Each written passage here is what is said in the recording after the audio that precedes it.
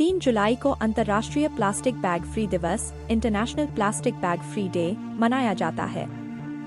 इसका उद्देश्य लोगों को प्लास्टिक बैग्स के पर्यावरण पर पड़ने वाले नकारात्मक प्रभावों के बारे में जागरूक करना और उनके उपयोग को कम करने के लिए प्रोत्साहित करना है।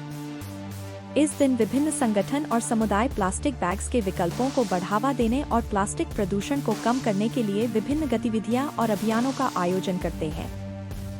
3 जुलाई 1661 को पुर्तगाल ने मुंबई और तंजौर को इंग्लैंड के राजा चार्ल्स द्वितीय को दहेज के रूप में दिया था।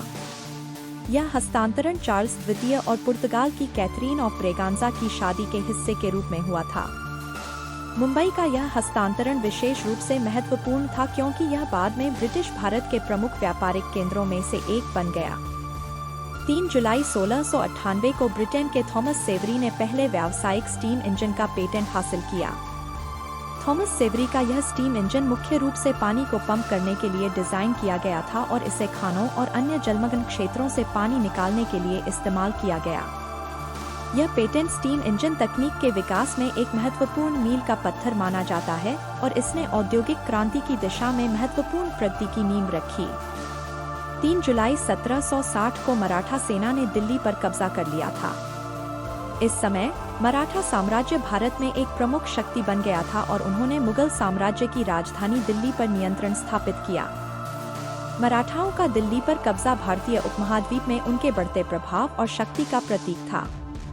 यह घटना उस समय की राजनीतिक और सैन्य परिदृश्य में महत्वपूर्ण थी।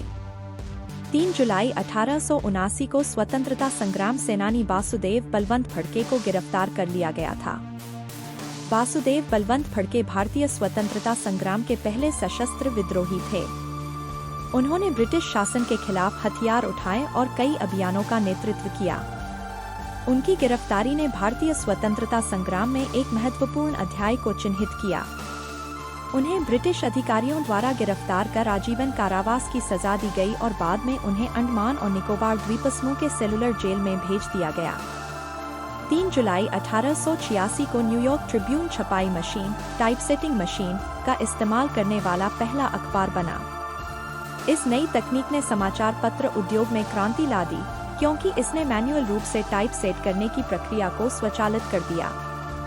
इससे छपाई की गति और दक्षता में काफी सुधार हुआ, जिससे समाचार पत्रों का उत्पादन तेजी से और कम लागत में संभव हो सका। इस तकनीकी प्रगति ने सूचना के प्रसार को भी बढ़ावा दिया और समाचार पत्र उद्योग के विकास में महत्वपूर्ण भूमिका निभाई। 3 जुलाई 1897 को इतालवी वैज्ञानिक गुग्लियल्मो मार्कोनी ने लंदन में रेडियो के अपने आविष्कार का पेटेंट कराया। मार्कोनी को वायरलेस टेलीग्राफी के क्षेत्र में उनके महत्वपूर्ण योगदान के लिए जाना जाता है और उन्हें रेडियो के आविष्कारक के रूप में मान्यता प्राप्त है। उनके इस आविष्कार ने संचार के क्षेत्र में क्रांति ला दी, जिससे बिना तारों के सिग्नल और संदेश भेजने की क्षमता संभव हो गई। मार्कोनी के इस आविष्कार ने रेडियो संचार के युग की शुरुआत की, जिसने बाद में वैश्विक संचार और प्रसारण की दिशा में महत्वपूर्ण प्रगति की नींव रखी। 3 जुलाई 1908 को बाल गंगाधर तिलक को अंग्रेज सरकार ने देशद्रोह का आरोप लगाकर गिरफ्तार किया था।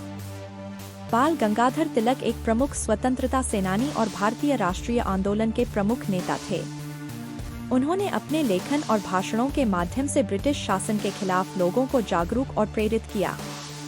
तिलक को उनके लेख केसरी में छपे लेखों के कारण गिरफ्तार किया गया, जिसमें उन्होंने ब्रिटिश शासन के खिलाफ आवाज उठाई थी। उन्हें 6 साल के कारावास की सजा सुनाई गई और उन्हें मांडले जेल, बर्मा, वर्तमान म्यांमार भेजा गया। उनकी गिरफ्तारी ने भारतीय स्वतंत्रता संग्राम में एक महत्वपूर्ण घटना के रूप में इतिहास में दर्ज हो गई। 1928 में लंदन में पहली बार रंगीन टीवी कार्यक्रम का प्रसारण हुआ था। इस घटना ने टेलीविजन के विकास में एक महत्वपूर्ण मील का पत्थर स्थापित किया। उस समय टीवी प्रसारण के क्षेत्र में यह एक बड़ी प्रगति थी और इसने आगे चलकर रंगीन टेलीविजन के व्यापक प्रसार का मार्ग प्रशस्त किया। 1972 में भारत की प्रधानमंत्री इंदिरा गांधी और पाकिस्तान के प्रधानमंत्री जुल्फिकार अली भुट्टो के बीच शिमला समझौता हुआ। इस समझौते का मुख्य उद्देश्य दोनों देशों के बीच तनाव कम करना और एक स्थायी शांति बनाए रखना था। शिमला समझौते में यह निर्णय लिया गया कि दोनों देश अपने अपने कब्जे वाले क्षेत्रों में नियंत्रण रेखा का पालन करेंगे और किसी भी विवाद को शांति से हल करने का प्रयास करेंगे। यह समझौता भारत और पाकिस्तान के बीच शांति और कूटनीतिक संबंधों को मजबूत करने के लिए एक महत्वपूर्ण कदम था।